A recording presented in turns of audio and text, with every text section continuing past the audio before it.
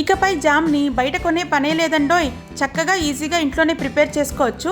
ముందుగా ఒక 3 యాపిల్స్ తీసుకొని క్లీన్గా వాష్ చేసి పైన స్కిన్ అంతా పీల్ ఆఫ్ చేసేయండి.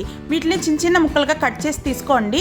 ఇప్పుడు స్టవ్ వెలిగించి కడాయి పెట్టుకొని యాపిల్ ముక్కలు వేసేసి ఒక పావు కప్పు వరకు నీళ్లు పోసేసి యాపిల్ ముక్కలు బాగా సాఫ్ట్ అయ్యే వరకు మూత పెట్టేసి మగ్గనివ్వాలండి. ఒకసారి అయితే చెక్ చేసుకుందాం. ఈ విధంగా సాఫ్ట్గా ఉడికిపోవాలండి. బాగా చల్లారిన తర్వాత మిక్సీ జార్లోకి వేసేసి మెత్తని పేస్ట్ లాగా మిక్సీ పట్టించుకొని సేమ్ అదే కడాయిలోకి వేసేసి మీడియం ఫ్లేమ్లో ఉంచేసి ఒక 5 నిమిషాలు కలుపుకుంటే ఇది చిక్కబడుతుందండి. ఇందులోకి 4 టీ స్పూన్ల వరకు షుగర్ అయితే వేసుకోవాలి.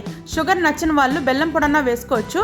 షుగర్ మెల్ట్ అయ్యేదాకా బాగా కలిపేసుకొని ఇప్పుడు ఇందులోకి కో ఫుడ్స్ వారి బీట్రూట్ పౌడర్ని 1 టీ స్పూన్ వరకు వేసుకుంటే జామ్కి మంచి న్యాచురల్ కలర్తో పాటు చాలా హెల్తీగా కూడా ఉంటుందండి. చిక్కబడే వరకు కలుపుకోండి. ఫ్లేవర్ కోసం చిటికెడు యాలకుల పొడి, చిటికెడు ఉప్పు వేసి ఒకసారి బాగా కలిపేసుకోండి. లాస్ట్ అండ్ ఫైనల్గా దించేసే ముందు ఒక నిమ్మ చెక్క రసం పిండేసి కలిపేసుకొని చల్లారిన తర్వాత ఒక బౌల్లోకి అయితే తీసేసుకోండి. బ్రెడ్కి అప్లై చేసుకొని తింటే సూపర్ టేస్టీగా ఉంటుంది.